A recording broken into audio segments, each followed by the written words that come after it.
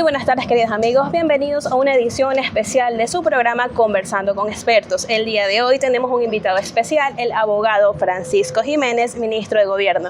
Abogado, bienvenido a nuestro instituto. Hola, ¿qué tal? Gracias por la invitación. Aunque no sé en qué soy experto, pero vamos a asumir que soy experto en un par de cosas.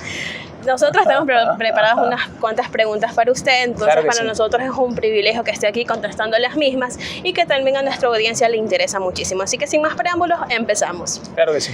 ¿Qué lo motivó a usted a entrar en todo este mundo de lo político, por así decirlo?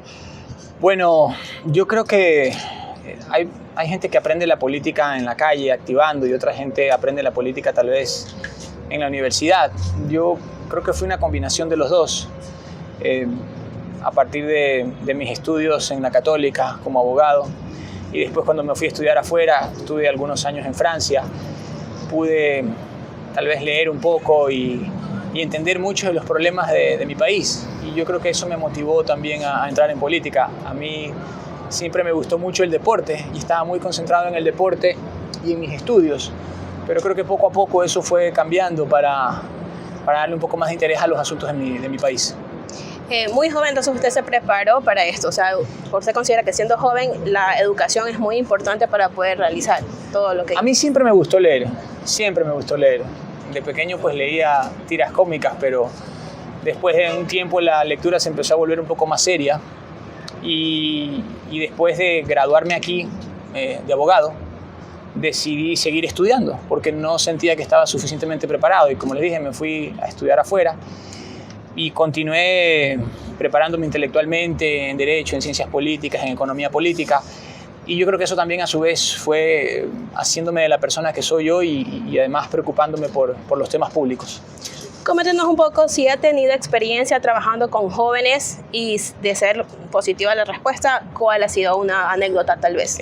Bueno, mi experiencia con jóvenes ha sido a través de la cátedra. Yo fui 15 años aproximadamente profesor, tanto de la Universidad Católica como en la UES, de Derecho Político, Derecho de las Obligaciones, y a veces les daba mucha materia, ¿no? Entonces algunos se ponían un poco bravos, me decían, pero profesor, ¿por qué nos da tantas cosas? Y yo les decía, bueno, nadie dice que tienen que ser abogados. Vayan a estudiar otra carrera si quieren leer menos. Hay otras carreras que hacen leer menos, que son más técnicas, que son más prácticas, pero aquí se lee y se estudia. Entonces al principio creo que me odiaban un poco, pero después ya entendían cuál era el sentido de la cuestión, y la verdad es que fue una experiencia hermosa la que tuve yo. Me gustaría volver a la cátedra, ahora hay un poco menos de tiempo, pero creo que uno nunca deja de aprender.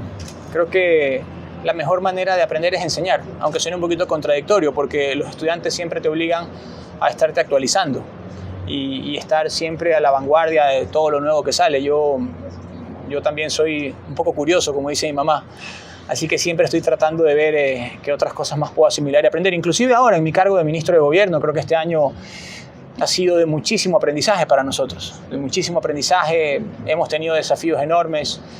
Creo que en algunas cosas lo hemos hecho bien, en otras cosas nos hemos equivocado un poco, pero ahí vamos, ahí vamos. Claro, creo que sin exigencia no podemos tener como que experiencia, por así decirlo, ¿no? La mata del progreso siempre es la exigencia, y a veces también el fracaso, porque el fracaso lo construye a uno, le va dando forma, le va indicando en qué se equivocó, lo va perfeccionando. Creo que sin esas experiencias, que a veces son un poco traumáticas, tú no progresas, porque en la comodidad no se progresa en la incomodidad, en las cosas que no logras.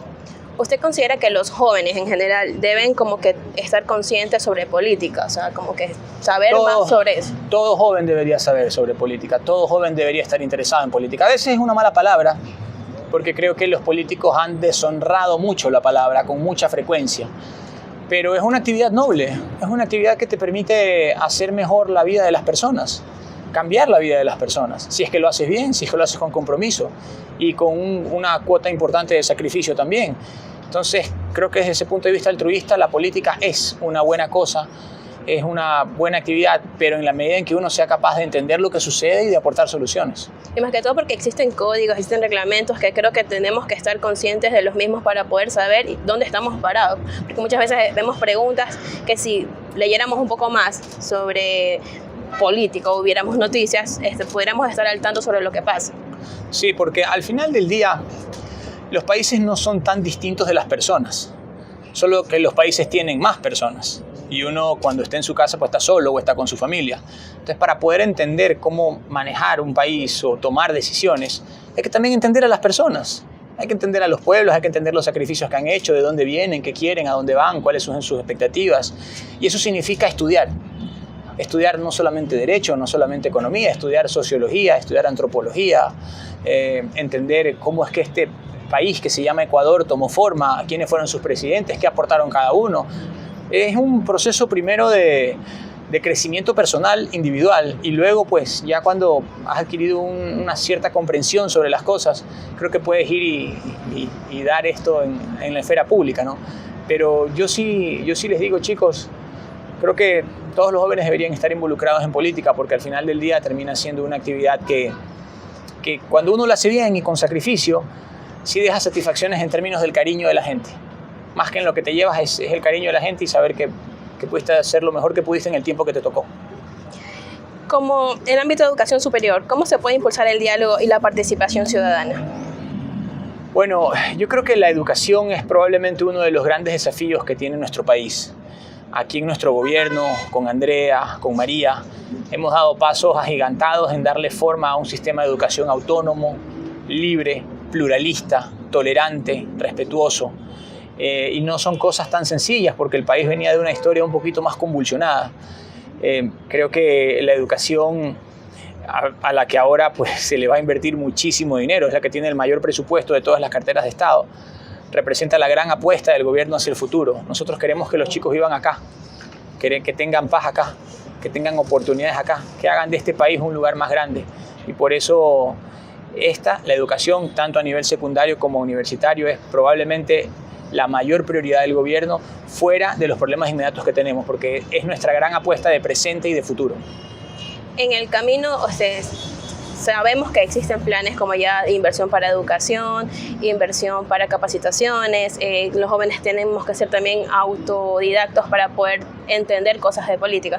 ¿Existe algún plan, por ejemplo, para algo que nos preocupa, porque son cosas que van en el camino que uno no sabe, que son imprevistas, sobre la seguridad? Sabemos que está pasando un poco, se va de las manos muchas veces. ¿Qué plan existe sobre la seguridad para nosotros los jóvenes? Porque muchos, por ejemplo, estudian de noche, por así decirlo. Bueno, ahí tenemos que incrementar. Hay una cuestión que se llama las zonas georreferenciadas, que la maneja la policía. Y eso significa identificar cuáles son las zonas más vulnerables que existen en las ciudades para poder atenderlas y para poder poner policías allí.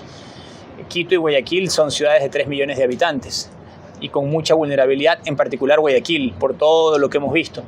Pero tenemos una idea bastante certera de qué es lo que está sucediendo. El presidente ahora ha estado 20 días clavado acá en Guayaquil tomando decisiones en materia de seguridad, y para nosotros los colegios y las universidades son particularmente importantes porque en ocasiones anteriores, ha sido el lugar donde han sucedido muchas cosas que han contribuido a la inseguridad, pero hoy el asunto está cambiando y a nosotros nos interesa que ustedes se puedan sentir seguros y que puedan estudiar con tranquilidad, que puedan llegar a sus casas en paz, que sus padres, sus familias los reciban, y estamos trabajando para eso. Hemos recibido un estado descompuesto en materia de seguridad, pero hemos tomado decisiones desde 4 pilares, desde el fortalecimiento de las capacidades de la policía y de las Fuerzas Armadas, desde el fortalecimiento institucional, creando una serie de instituciones para poder tener mayor claridad sobre las decisiones que tenemos que tomar. Como ustedes saben también, hay una consulta popular que está en camino y que tiene que aprobarse, y ustedes pueden ser también nuestras voces, porque si es que se aprueba, por ejemplo, vamos a tener una figura como la de la extradición, para que los delincuentes más audaces aquí ya no los juzguemos aquí, sino que se vayan, por ejemplo, a Estados Unidos, a pagar sus penas en Estados Unidos. Eso puede ayudar a la extradición. Y, por ejemplo, en otros temas como cuando tú habrás oído de lo de las vacunas, cuando tratan de extorsionar a la gente, estamos creando ese delito para que quien incurra en ese tipo de comportamiento se vaya preso 10 años. Entonces, estamos tomando decisiones desde varios ángulos. Son problemas profundos que ha tenido el país, pero no son imposibles, y los estamos atacando. Y yo creo que de aquí al próximo año estoy convencido que vamos a tener una situación bastante mejor, no solamente en general en el país, sino en particular en el tema de seguridad. Bienvenidos al juego Ping Pong, Ping Pong, con el abogado Francisco Jiménez. ¿Color favorito? Celeste. ¿Equipo favorito? Barcelona. ¿Hasta la muerte o no? Hasta la muerte total. ¿Quién va a ganar este viernes? ¿Ecuador? Ecuador. ¿Cuánto? 2-1 Holanda. Su comida favorita. Arroz con menestra y carne. Ciudad El cebollado también. Ciudad favorita. Guayaquil. ¿Frío o calor? Calor total, 100%. ¿Playa o sierra? Playa. A veces en la montañita, pero playa. ¿Mariscos o comida típica de la sierra? Mariscos. Y bueno, aquí terminó nuestra pequeña entrevista. Muchísimas gracias por su participación, por estar con nosotros en nuestro maravilloso instituto. Y gracias a todos nosotros por poder prestar atención. Y seguimos en otra edición más de Conversando con Expertos.